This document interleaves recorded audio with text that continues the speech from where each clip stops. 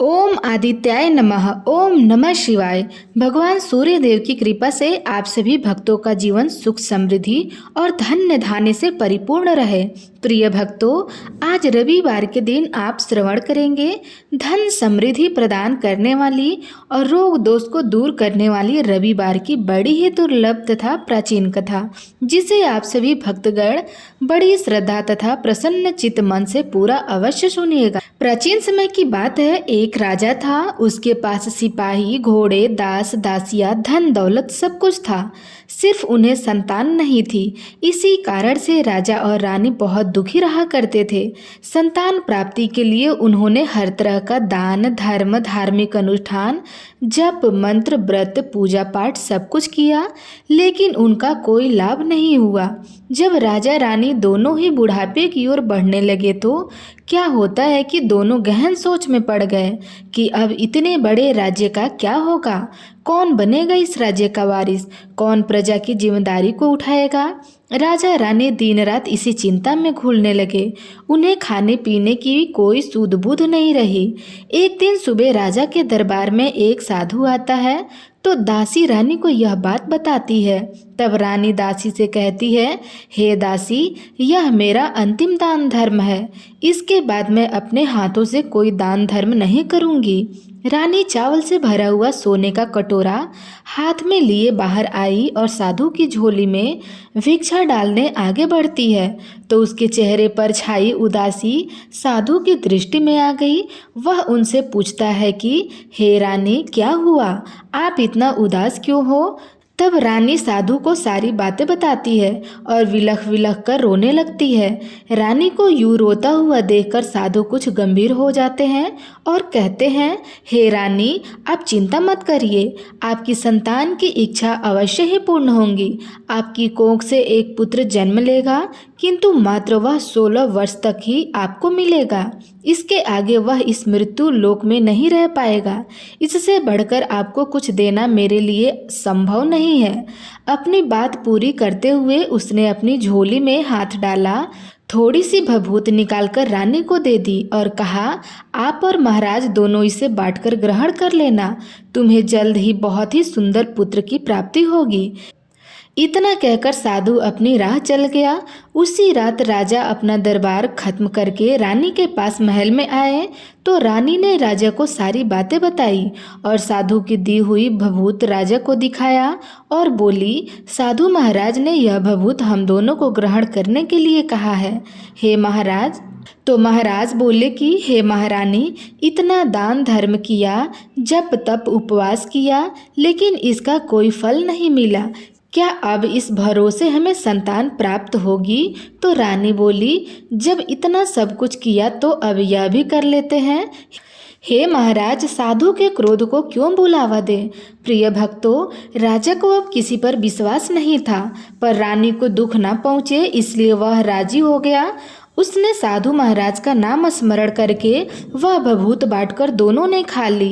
इसके बाद दोनों निश्चय होकर सो जाते हैं। कुछ दिन गुजर जाते हैं और साधु द्वारा कहे अनुसार रानी गर्भवती हो जाती है। उस पर राजा रानी दोनों की खुशी का ठिकाना नहीं रहता है। राजा रानी से बोलता है, हे महारानी, सचमुच साधु महाराज की कृपा हो गई। प्रिय भक्तों, 9 महीने 9 दिन और 9 घंटे पूरे होने पर रानी ने एक अत्यंत सुंदर गोरे चिट्ठे पुत्र को जन्म दिया। राजा ने बड़ी धूमधाम से पुत्र का नामकरण संस्कार किया। सारे राज्य में 8 दिन तक उत्सव मनाया गया। राजा को इस बात का पता था कि हमारा पुत्र सिर्फ 16 साल तक ही हमारे पास रह सकता है। प्रिय भक्तों, इसके बाद राजा और रानी बड़े ही प्रेम से बेटे की परवरिश करने लगे। उसकी हर ख्वाहिश पूरी कर दी कि थोड़े समय के लिए ही भगवान ने संतान की अपनी मुराद तो पूरी कर दी। राजपुत्र दिन प्रतिदिन बड़ा होता गया। जब वह 8 साल का हुआ तो राजा एक अच्छे गुरु की नियुक्ति करके अस्त्र शस्त्र की विद्या, घुड़सवारी इत्यादि सब शिक्षाएं उसे प्रदान कराते हैं। अब वह सभी विद्याओं में पारंगत हो चुका था और इस प्रकार वह 12 साल की उम्र का हो गया। तब एक अच्छी सी राजकन्या को खोजकर उसका विवाह कर दिया गया। इसी प्रकार राजा रानी और उसके पुत्र का जीवन सुखमय पूर्वक बीतता रहा। लेकिन जब राजपुत्र एक दिन उसने अपने पिता से कहा, पिताजी मैं अपना राज घूमकर देखना चाहता हूँ। आज तक मैंने सिर्फ इस रजवाड़े के अतिरिक्त कुछ नहीं देखा है। बेटे की बात सुनकर राजा चिंतित हो गया, क्योंकि पुत्र का 16वां साल शुरू हो चुका था। अब कोई अनहोनी होने का वक्त नजदीक आ गया था। लेकिन राजा यह सब बातें पुत्र को नहीं बता सकता। वह क्या करता? चेहरे पर झूठी मुस्कान लेकर बेटे से कहता है, हे पुत्र, जरूर तुम्हें अपने राज्य के बारे में जानना चाहिए। मेरे बाद तुम ही तो राजा बनोगे, अपना राजपाट संभालोगे। परंतु एक बात का ध्यान रखना कि तुम जहाँ भी जा रहे हो, क्या कर सकते हो, यह बात अपनी पत्नी को मत बताना। तब पुत्र कहता है, ठीक है पिताजी, आपने तो कहा, मैं वैसा ही करूँगा। राजपुत्र दिन भर अपनी पत्नी के साथ मौज मस्ती करता, खुशी पूर्वक रहता और रात को ठीक 12 बजे बिस्तर से उठकर बाहर चला जाता और फिर सूर्य उदय होने से पहले वापस अपने महल में आकर सो जाता था। ऐसे बहुत दिनों तक चलता रहा। अब राजपुत्र का 16वां साल खत्म होने में कुछ ही दिन बाकी रह गए थे। इतने में उसकी पत्नी यानी कि छोटी रानी रात में एक दिन जाग जाती है। वह देखती है कि बिस्तर पर राजकुमार नहीं है। वह महल में सब जगह देखती है तो राजपुत्र कहीं नजर नहीं आते हैं। अब वह सोचती है कि वह क्या करेंगी, किससे कहें। वह चुपचाप रहती है। फिर भोर होने पर वह देखती है उसका पति अपने जगह पे सोया हुआ है। वह पति से कुछ नहीं पूछती, लेकिन दूसरी रात भी वैसा ही होता है। तीसरी रात, चौथी रात, 5वीं रात, ऐसे बहुत दिन तक चलता रहा। छोटी रानी बहुत ही चिंता हो जाती है। पति रात को कहाँ जाता है, किससे मिलने जाता है, उसके मन में ढेर सारे सवाल उठते हैं। लेकिन उसे पूछने में भय लगा रहता था कि शायद उसका पति क्रोधित न हो जाए। सास ससुर से पूछने में भी वह बड़ा संकोच करती थी। उसकी कुल की मर्यादा बीच में आ जा रही थी। इस तरह छोटी रानी मन ही मन दुखित होने लगी। इस हाल में उसने खाने पाने में दिलचस्पी नहीं रही। वह दुबली पतली हो जा रही थी। तो उसी राज्य में एक फूल बेचने वाली एक बूढ़ी महिला, एक मालिन थी। वह हमेशा छोटी रानी को फूल देने उसके महल में आती थी। एक दिन उस बुढ़िया का ध्यान छोटी रानी पर जाता है। वह उससे पूछती है, हे बेटी, तुम्हें किस बात का दुख है? तुम इस तरह सूख कर कांटा क्यों हो रही हो? उस पर रानी कहने लगी कि हे बूढ़ी अम्मा, मैं आपको क्या बताऊं।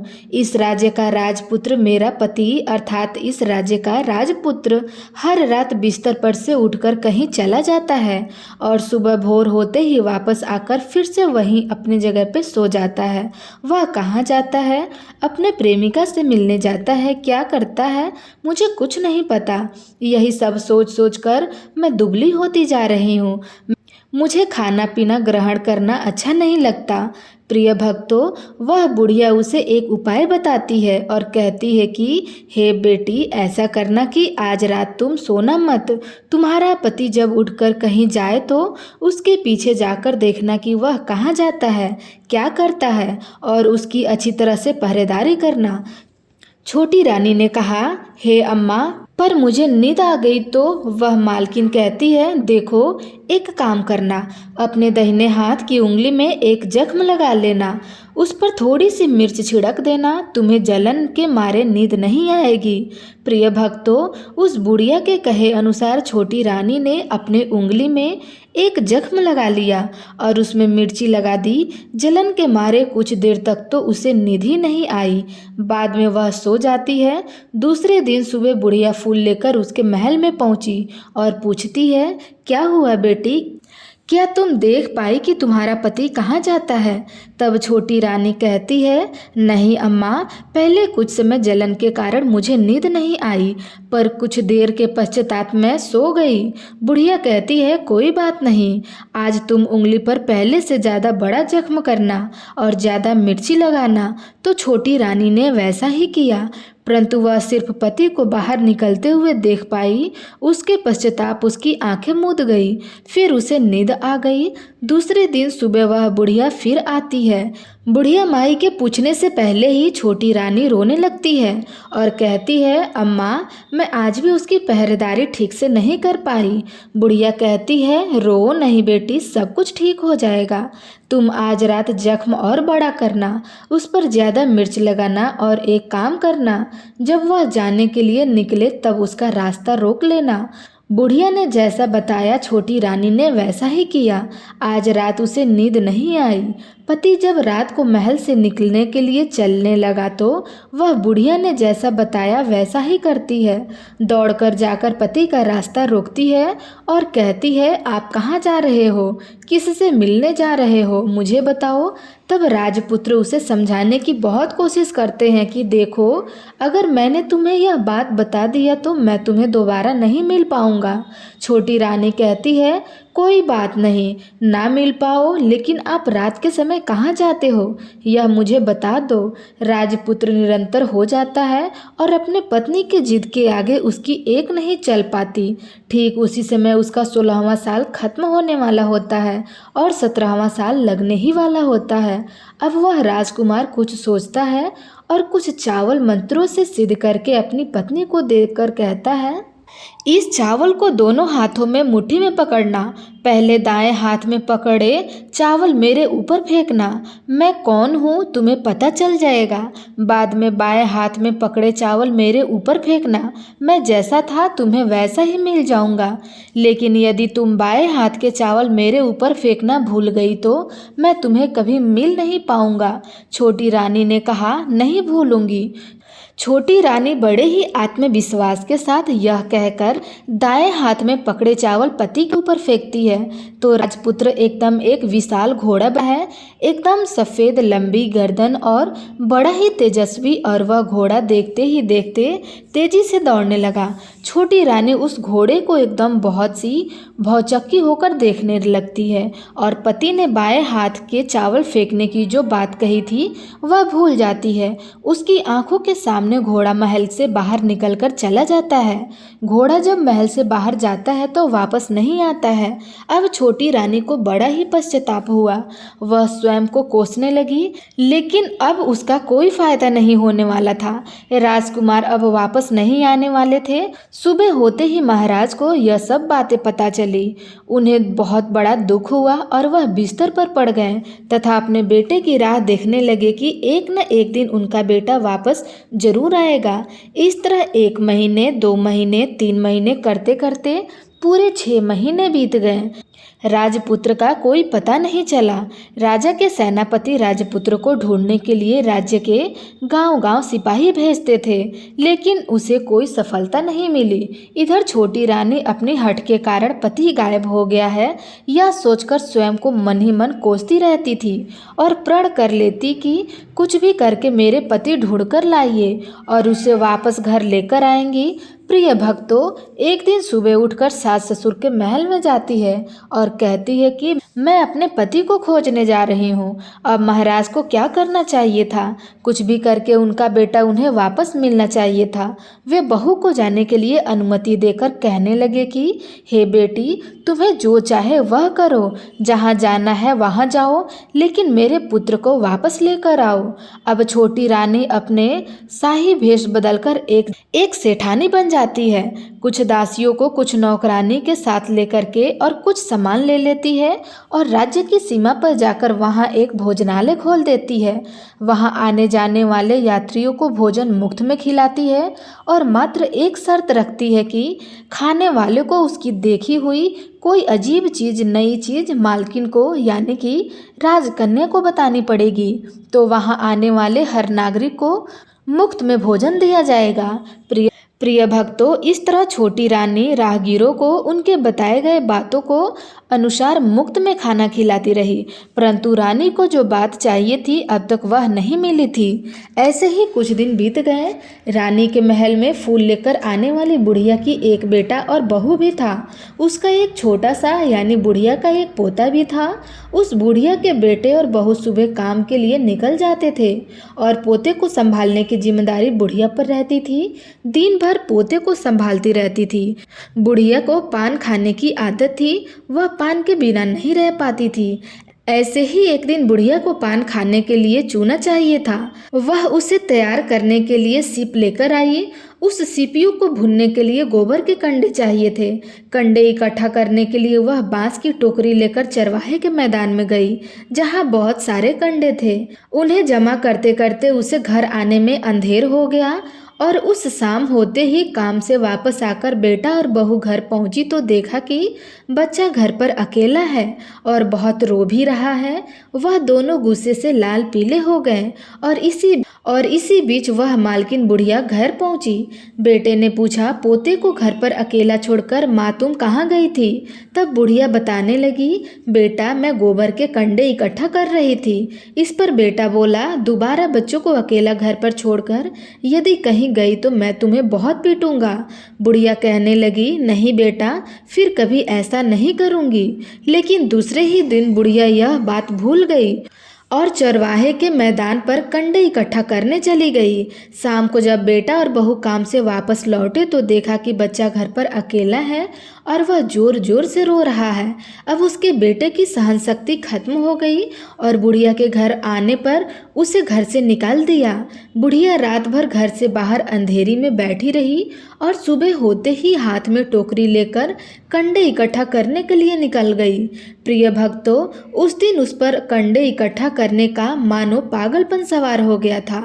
कंडे इकट्ठा करते करते अंधेरा हो गया, उसे मालूम ही नहीं चला। जब उसे ध्यान आया तो गांव का रास्ता भी ठीक ठीक दिखाई नहीं दे रहा था।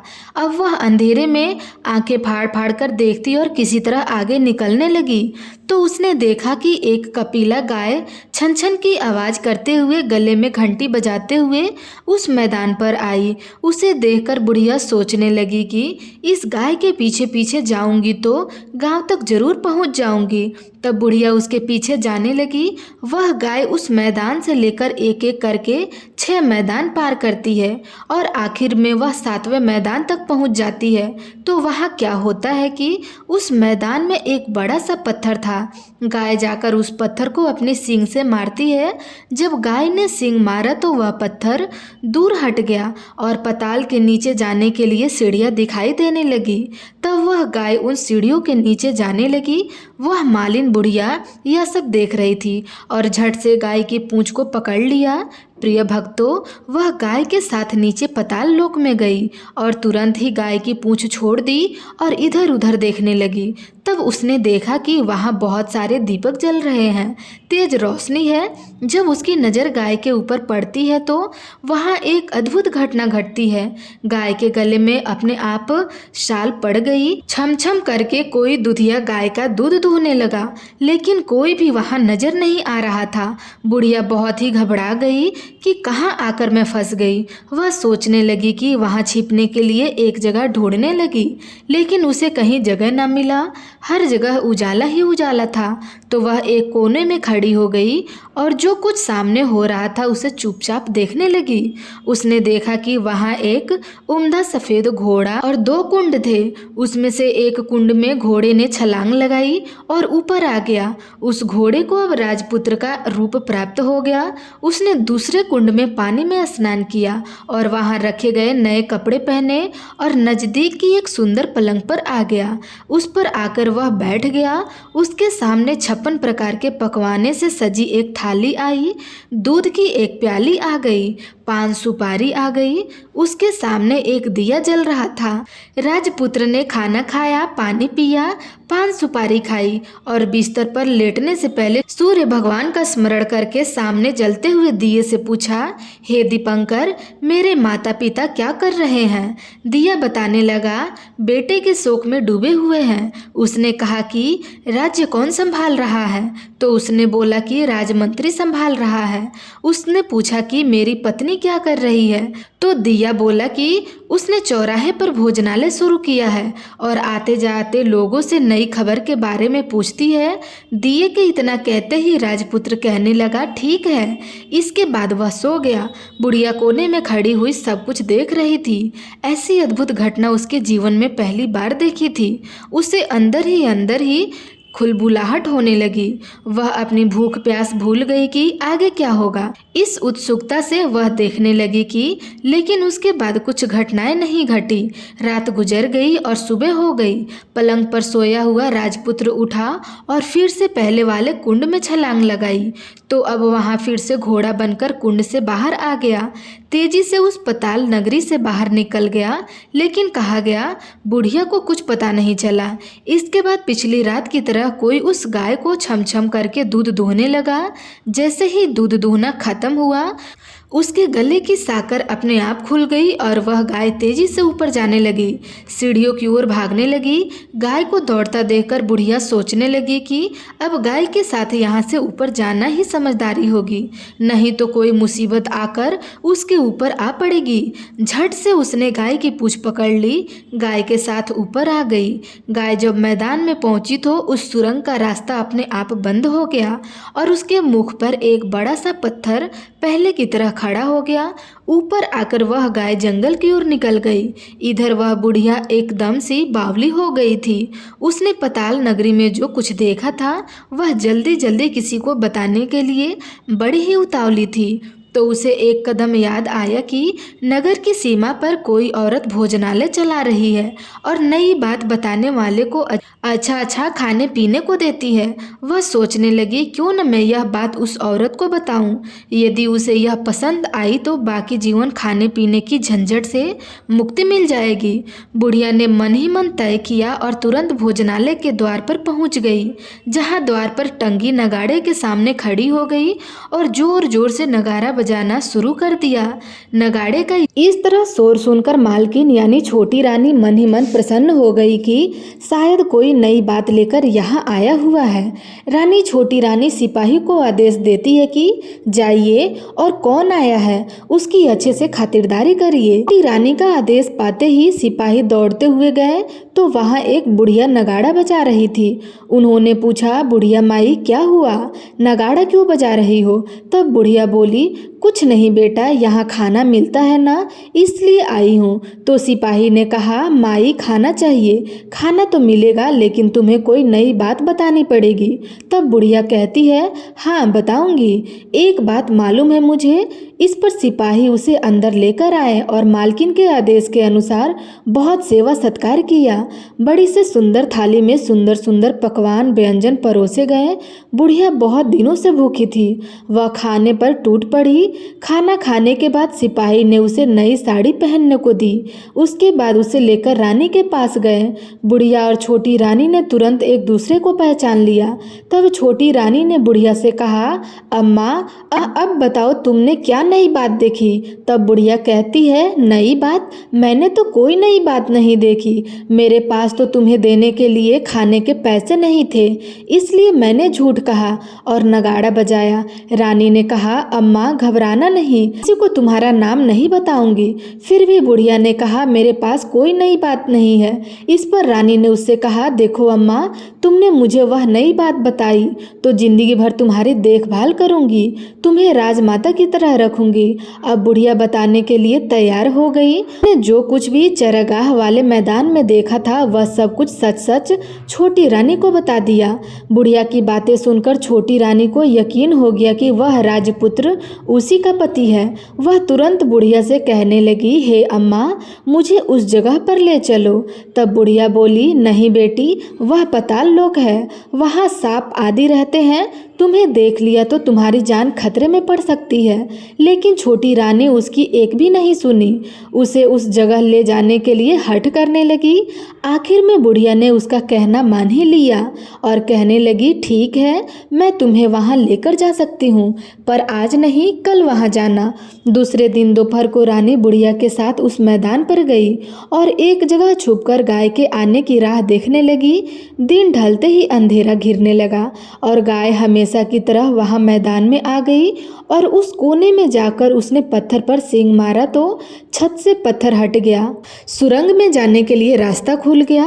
गाय उस रास्ते से नीचे उतरने लगी तो बुढ़िया छोटी रानी से कहने लगी कि हे बेटी, आगे बढ़ो, हम गाय की पूंछ पकड़ करके नीचे उतरेंगे। तो दोनों गाय की पूंछ पकड़कर नीचे उतर गए।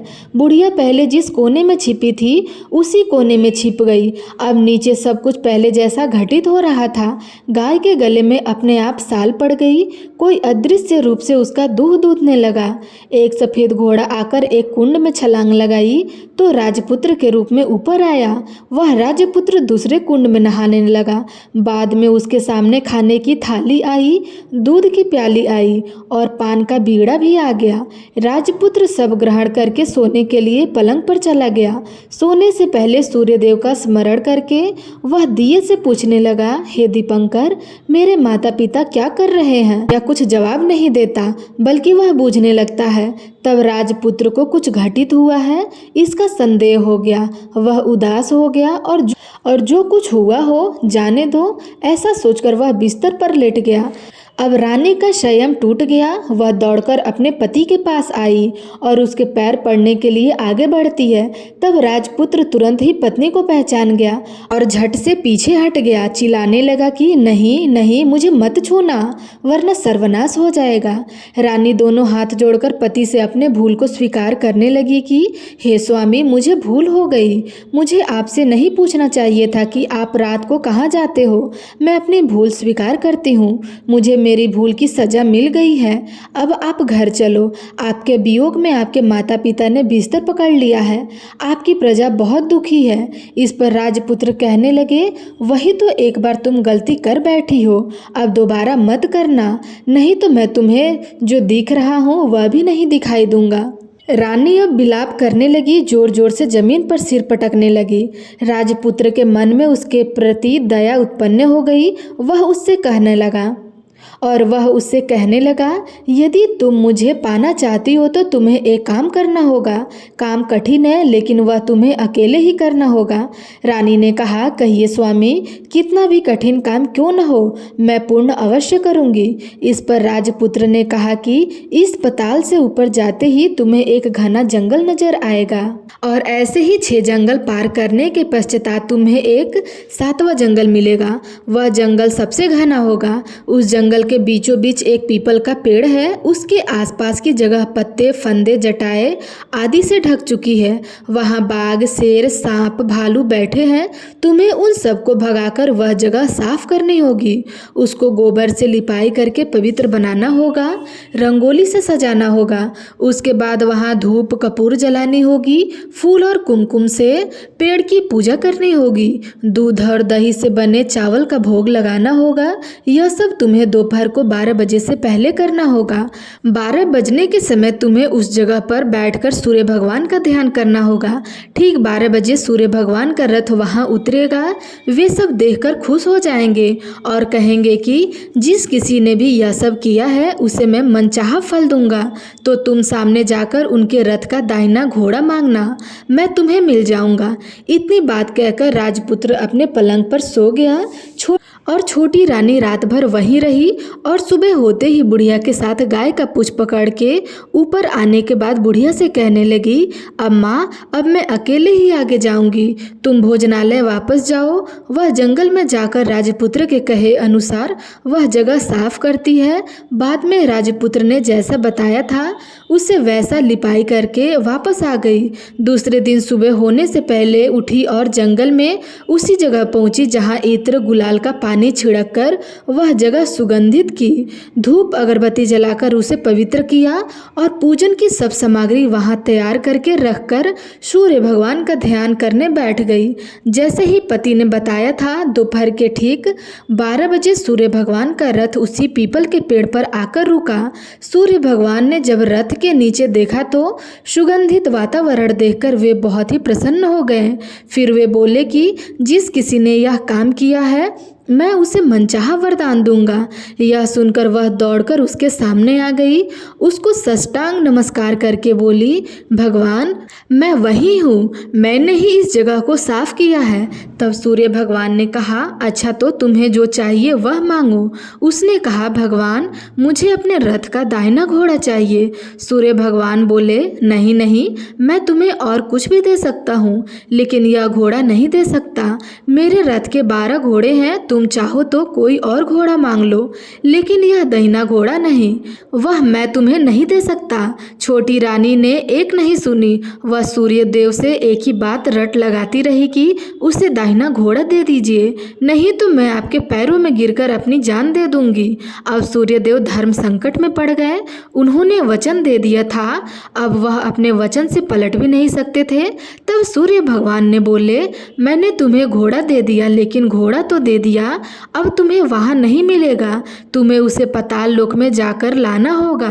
तब रानी बोली, पाताल लोक में ही क्यों भगवान, मैं उन्हें पाने के लिए कहीं भी जा सकती हूँ। रानी को वचन देकर भगवान सूर्यदेव अंतर्ध्यान हो गए और अपने मार्ग पर चले गए। इधर रानी जंगल में अपने भोजनालय में गई, फिर बुढ़िया को साथ लेकर उसे मैदान में चली गई और जल्द ही शाम हो गई।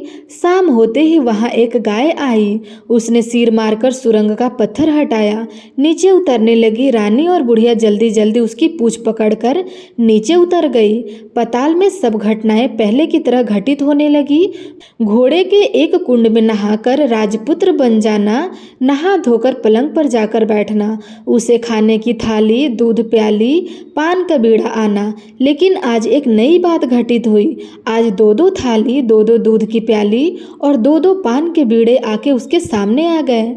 वह कुछ नहीं बोला, अपने हिस्से की थाली खाकर, दूध पीकर, पान का बीड़ा चबाकर वह सोने चला गया और हमेशा की तरह दिए से पूछने लगा, हे प्यारे दीपंकर, मेरे माता पिता क्या कर रहे हैं? तब दिए ने कहा कि हे राजपुत्र, वे दोनों तुम्हारे शोक में मरने की स्थिति में पहुंच गए हैं। ऐसे सुनकर उसकी आंखों से झरझर के आंसू टपकने लगे। फिर वह पूछने लगा, हे दीपंकर, मेरा राज्य कैसा चल रहा है? तब दिए ने कहा, राजपुत्र, तुम्हारा राज्य प्रधानमंत्री चला रहा है और वह सब कुछ हड़प चुका है। वह प्रजा पर बहुत ही अत्याचार कर रहा है। यह सुनकर राजपुत्र को बड़ा ही क्रोध आया। वह क्रोध से तमतमा गया, अपनी मुट्ठी भीने लगा। वह उसने दिए से पूछा, दीपंकर, मेरी पत्नी क्या कर रही है? अब दिया कुछ नहीं बोला और चुपचाप रह गया। तब फिर छोटी रानी का स्वयं जवाब दे गया, दौड़कर पति के गले लग गई और फिर अपने पति राजपुत्र से फूट फूट कर रोने लगी और कहने लगी, हे स्वामी, अब आप हमें वचन दीजिए कि आप फिर से घोड़ा तो नहीं बनेंगे ना? तो उसने अपने पत्नी को वचन दिया, हे प्रिय, मैं दोबारा घोड़ा नहीं बनूंगा। तुमने जो इतने सारे कष्ट उठाए मुझे पाने के लिए, सूर्यदेव से तुमने सौदा किया और तुमने मुझे घोड़े के जन्म से मुक्ति दिलाई। उसके बाद दोनों पति पत्नी और बुढ़िया उस गाय का पूंछ पकड़कर पाताल लोक से सीधे बाहर आ गई भोजन में, और वहाँ सब सम्मान लोगों में बराबर बराबर बांट दिया और फिर उसके बाद अपने राज्य को लौट गए। राजपुत्र वापस आता है और उसके तेवर देखकर जो प्रधानमंत्री होता है वह घबरा जाता है। राजपुत्र ने उसे बंदी बनाने का आदेश दे दिया और उसे कैद खाने में डलवा दिया और राजा की बागडोर अपने हाथों में ले ली।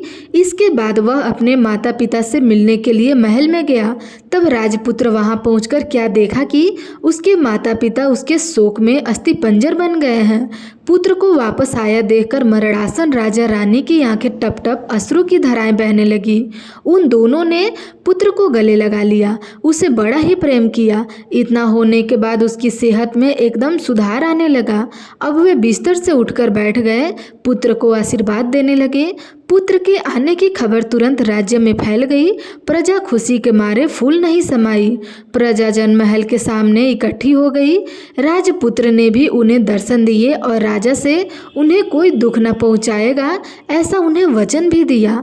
अब राजा ने अपने पुत्र का राज्य अभिषेक करके उसे सिंहासन पर बैठा दिया, प्रिय भक्तों, और अपनी बहू को महारानी का दर्जा दे दिया और स्वयं अपने पत्नी के साथ ईश्वर स्मरण करते हुए खुशी से दिन व्यतीत करने लगे।